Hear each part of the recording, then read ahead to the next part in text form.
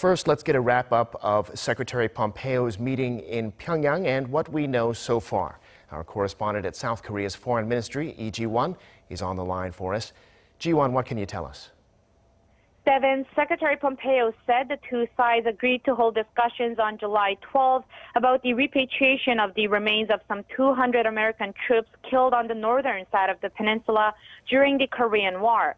State Department Spokesperson Heather Nauert added that this meeting will be held at the inter-Korean border village of Panmunjom, involving working-level officials, including those from the Defense Department.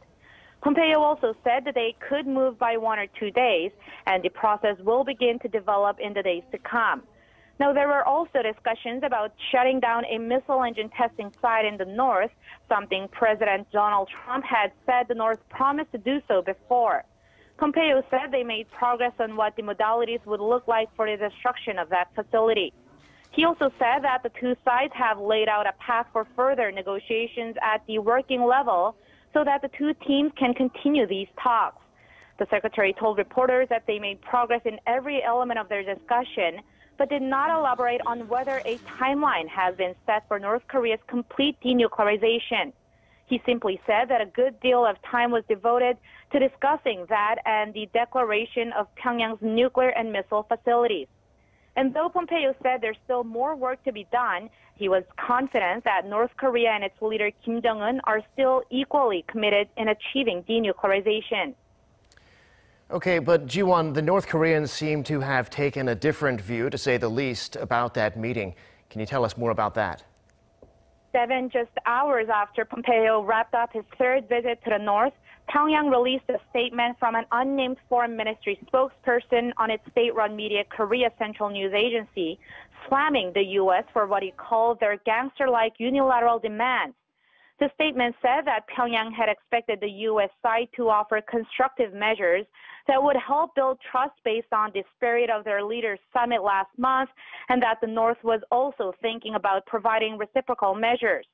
However, it said that it could not help but feel regret about the attitude and stance the U.S. had. It went on to say that it brought up constructive measures to carry out each of the articles in the joint statement signed by their leaders in Singapore, including declaring the end of the Korean War, shutting down the test site for high-thrust engines to prove the suspension of its ICBM production, and more. But it said the U.S. only came out with unilateral demands for denuclearization, like calling for complete, verifiable, irreversible denuclearization and verification, all of which the statement said run counter to the spirit of the June 12th summit.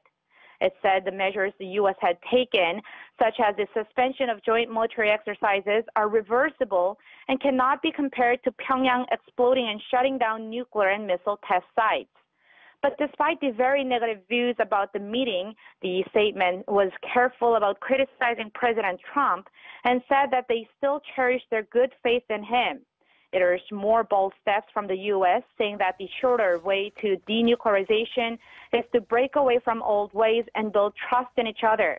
That's the wrap-up I have for you on the meeting, but we'll have to see what Pompeo officially announces at the joint press conference in a minute.